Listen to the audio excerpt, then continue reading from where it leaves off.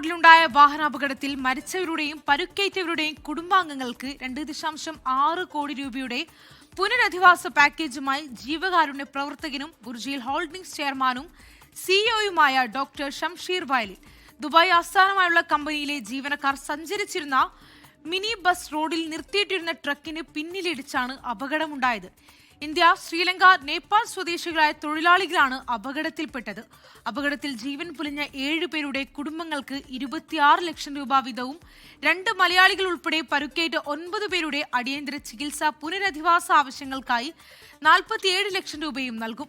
ഇതിനു പുറമെ അപകടത്തിനിരയായവരുടെ കുടുംബാംഗങ്ങളുടെ അടിയന്തര യാത്രാ താമസ സൗകര്യങ്ങൾക്കായി 18 ലക്ഷം രൂപയും കുട്ടികളുടെ വിദ്യാഭ്യാസ ആവശ്യങ്ങൾക്കായി 13 ലക്ഷം രൂപയും വകയിരുത്തിയിട്ടുണ്ട്.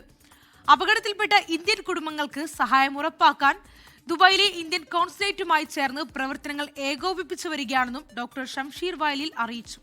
ലോകത്തെവിടെയായാലും ഏത് സമയത്തും 24 വാർത്തകളും ഓഗ്മെന്റഡ് റിയാലിറ്റി പാക്കേജുകളും എക്സ്പ്ലെയിനറുകളും വിശദമായി കാണാൻ ഞങ്ങളുടെ യൂട്യൂബ് ചാനൽ നിങ്ങൾക്ക് സബ്സ്ക്രൈബ് ചെയ്യാം.